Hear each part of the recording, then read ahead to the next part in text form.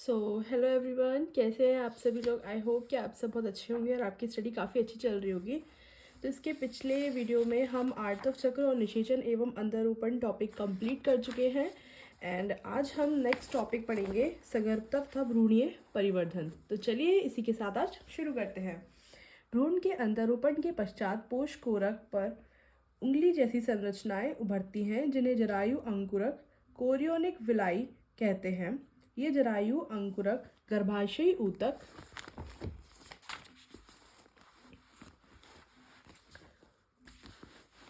और मात्र रक्त से आच्छादित होते हैं। जरायु अंकुरक और गर्भाशयी ऊतक एक दूसरे के साथ अंतरांगुली युक्त इंटरडिजिटेटेड हो जाते हैं तथा संयुक्त रूप से परिवर्तनशील भ्रूण गर्भ और मात्र शरीर के साथ एक संरचनात्मक एवं क्रियात्मक इकाई को गठित करते हैं जिन्हें अपरा या प्लेसेंटा कहते हैं।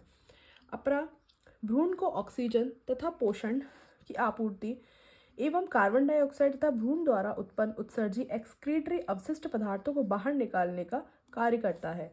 यह अपरा एक नाभि रज्जु एम्बिलिकल कॉर्ड द्वारा भ्रूण से जुड़ा होता है जो भ्रूण तक सभी आवश्यक पदार्थों को अंदर लाने और बाहर ले जाने के कार्य में मदद करता है।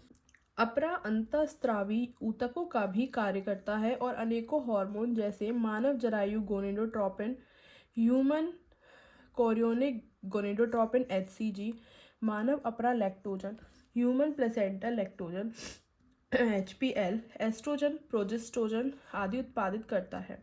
सगर्भता के उत्तरार्ध की अवधि में अंडाशय द्वारा रिलैक्सिन नामक एक हार्मोन की भी स्रावित किया जाता है।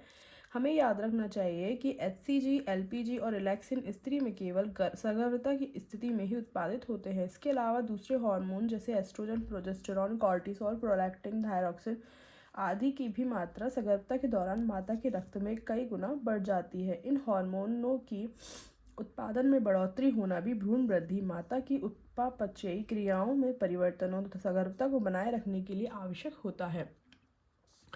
अंतरोपण के तुरंत बाद अंतर कोशिका समूह भ्रूण बाह्य त्वचा एक्टोडर्म नामक एक बाहरी सतह और अंतस्त्वचा एंडोडर्म नामक एक भीतरी स्तर में विभेदित हो जाता है।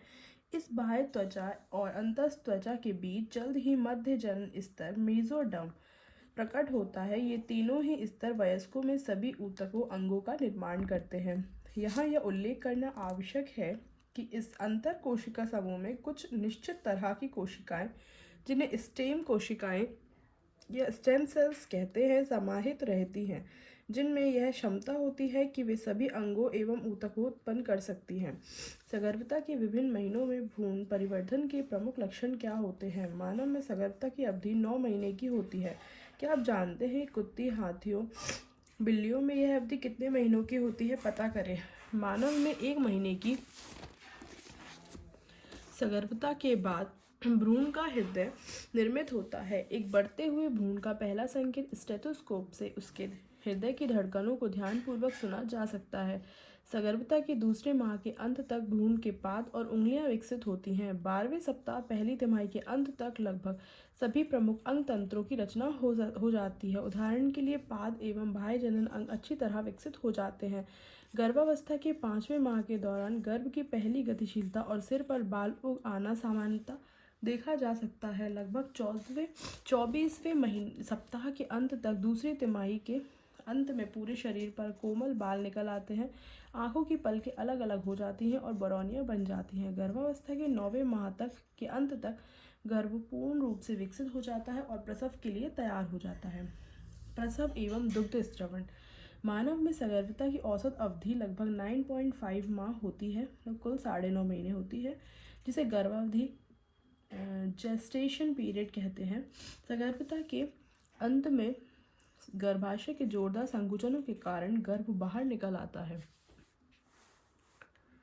गर्भ के बाहर निकलने की इस क्रिया को शिशु जन्म या प्रसव कहा जाता है। प्रसव एक जटिल तंत्री अंतःस्रावी न्यूरो एंडोक्राइन क्रियाविधि द्वारा प्रेरित होता है। प्रसव के लिए संकेत पूर्ण विकसित गर्भ एवं अपरा से उत्पन्न होते हैं जो हल्के माइल्ड गर्भाशय संकुचनों को प्रेरित करते हैं, जिन्हें गर्भ उत्क्षेपण, प्रतिवर्त फीटल इजेक्शन रिफ्लेक्स कहते हैं। यह मात्र पीयूष ग्रंथि से ऑक्सीटोसिन के निकलने की क्रिया को सक्रिय बनाती है। ऑक्सीटोसिन गर्भाशय पेशी पर कार्य करता है और इसके कारण जोर जोर से गर्भाशय संकुचन होने लगते हैं। गर्भाशय संकुचन ऑक्सीटोसिन की अधिक स्रवण को उत्दीपित करता है।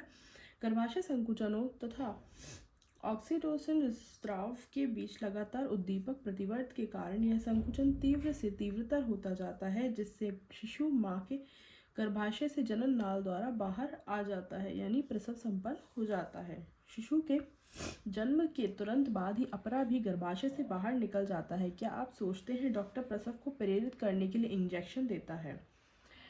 स्त्री के जनन ग्रंथियों में सगर्भता के दौरान कई प्रकार के बदलाव आते हैं और सगर्भता के अंत तक इनसे दूध उत्पन्न होने लगता है। इस प्रक्रिया को दुग्ध स्रवण लैक्टेशन कहते हैं। यह माँ को अपने नवजात शिशु की आहार पूर्ति कराने में मदद कर देता है। दुग्ध स्रवण के आरंभिक दिनों तक जो दूध निकलता है उसे प्रथम स्तन या खीस कोलोस्ट्रम कहते हैं, जिसमें कई प्रकार के प्रतिरक्षी एंटीबॉडी तत्व समाहित होते हैं जो नवजात शिशु में प्रतिरोधी क्षमता उत्पन्न करने के लिए परम आवश्यक होते हैं। एक स्वस्थ शिशु की वृद्धि एवं विकास के लिए प्रसव के बाद आरंभ के कुछ माह तक शिशु को स्तनपान कराने की सलाह डॉक्टर देते हैं। आइए इसका सारांश देखते हैं अब हम। मानव लैंगिक रूप से जनन करने वाला एवं सजीव प्रजक या जरायुज विविपेरस है। इसके पुरुष जनन तंत्र में एक जोड़ा वृषण, नर लिंग सहायक नलिकाएं, सहायक ग्रंथियां और बाह्य जननेंद्रिय शामिल होते हैं। प्रत्येक वृषण में लगभग 250 कक्ष होते हैं और इन्हें वृषण पालिका कहते हैं। प्रत्येक वृषण पालिका में 1 से लेकर 3 तक उच्च कुंडलित शुक्र जनन नलिकाएं होती हैं। प्रत्येक शुक्र जनक नलिका की भीतरी सतह शुक्राणुजनों और सर्टोली कोशिकाओं से स्तरित होती है। शुक्राणुजनों में अर्धसूत्री विभाजन के फलस्वरूप शुक्राणु का निर्माण होता है, जबकि सर्टोली कोशिकाएं विभाजित होने वाली जन कोशिकाओं को पोषण प्रदान करती हैं। शुक्र जनक नलिकाओं के बाहर लीडिक कोशिकाएं वृषण हार्मोन एंड्रोजन का संश्लेषण और स्त्रवण करती हैं।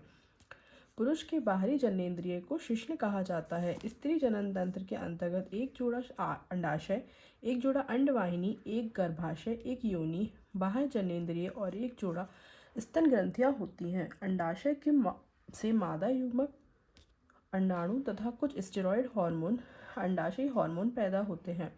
अंडाशयी पुटक अपने परिवर्धन के विभिन्न चरणों में पीठिका स्ट्रोमा में अंतःस्थापित होते हैं। अंडवाहिनी, गर्भाशय और योनि स्त्री की सहायक जनन नलिकाएं हैं। गर्भाशय की दीवार में 3 स्तर होते हैं, जिन्हें परिगर्भाशय स्तर, गर्भाशय पेशी स्तर और गर्भाशय अंतः स्तर कहते हैं।